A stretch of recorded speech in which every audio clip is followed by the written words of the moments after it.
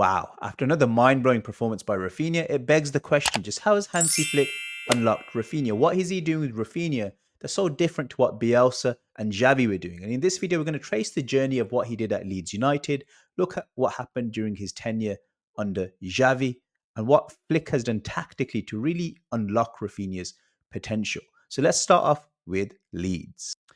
Now, when Raphinha came to Leeds in his first season, the 2021 season, he was used on both flanks. He was used on the right wing predominantly, but there were also moments used on the left wing. Him and Jack Harrison were sort of used as players who can play on both wings, and depending on the game, Bielsa would experiment with that.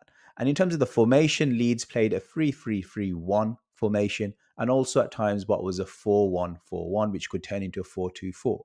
And if you look at Raphinha's heat map, he's always hugging the touchline. He's out wide, whether he's on the left or he's on the right, he's hugging the touchline.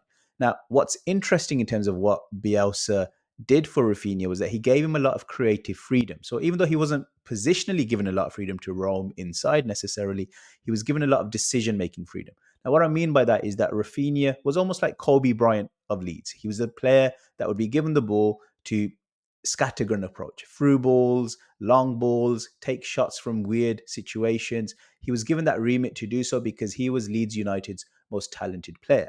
Now, when we take that into the second season at Leeds, that creative freedom that he's got hasn't really changed. But in terms of his position, it's more right wing heavy, with very few moments of when he's played down the left. And then we go to his time at Barcelona under Xavi.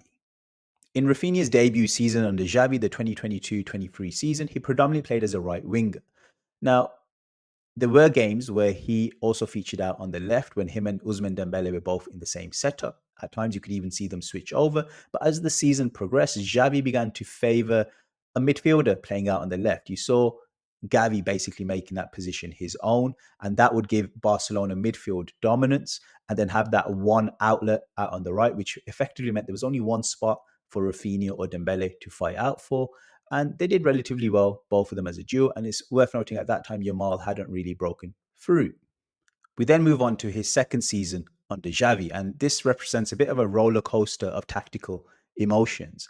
He starts off the season playing as the team's de facto right winger, following on from what he was doing the previous season.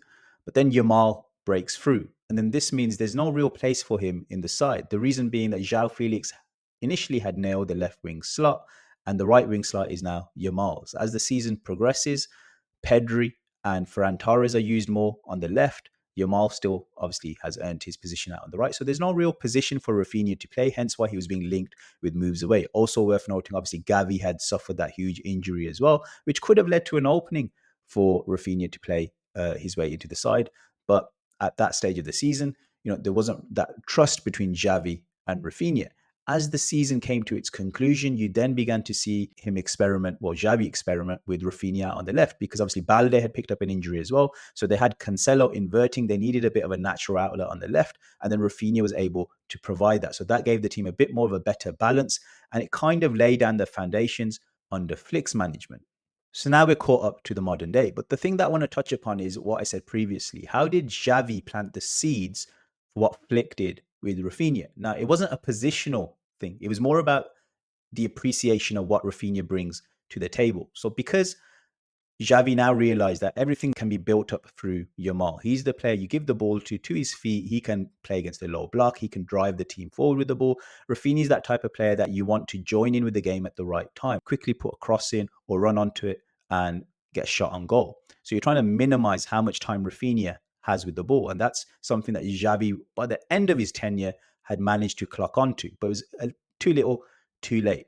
Flick took that on board. And what he's done with Raphinha is given him less touches with the ball, in the sense that he's not really used as a high volume dribbler out on the wing. But then he's tactically made the shift that he's played Raphinha in a central area. Now, this is incredibly unique in a sense, because generally players who play in the central region, particularly if their starting point is the number 10, you want them to be able to control the final third, bring in a lot of creativity. A typical number 10 would be your Odegaard or Cole Palmer type of players who have that pauser, do have a bit of a go for it as well.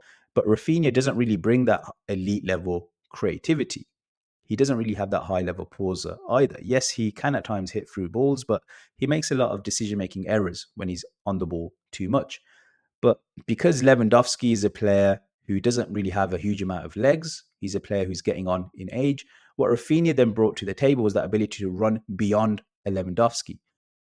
Why is Raphinha so effective in this role that he's currently being used at? Now, the thing is that Raphinha's dribble volume, as well as his ability to one-on-one go up against low blocks, it's decent. It's not bad at all. It's just when you're comparing it to the standards expected of a Barcelona, this is a club that's used to players like Messi playing on the wing, Ronaldinho playing on the wing, Luis Figo playing on the wing. Raphinha just wasn't really going to match that level of ability out on the flank against low blocks. So as long as you can get him in on goal, and he spoke about it himself, he said, under Xavi, I was having to do a lot of work at the back, whereas I want to be closer to goal. And he was right to identify that the closer Raphinha is to goal, there's a lot of potential to be unlocked there. He's got a great power shot, but he's also got finesse in his finish as well. He can score different types of goal. He's an explosive type of player. So the closer he is to goal, the better it is for his team. Because of his pace, because of his acceleration, if you can get him into a position in the team where he's running onto things and attacking space rather than attacking players while he's fronting them up, that's going to be better for Raphinha. So that's why I think this position that's been unlocked by Hansi Flick is the perfect way to use it.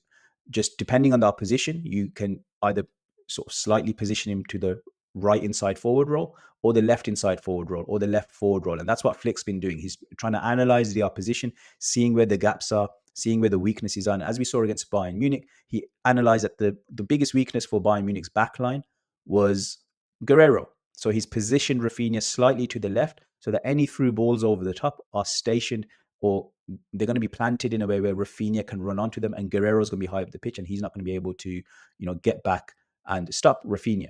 So correctly identified by Flick, hence why he was such an effective player in that particular game. Anyway, guys, hope you enjoyed that video.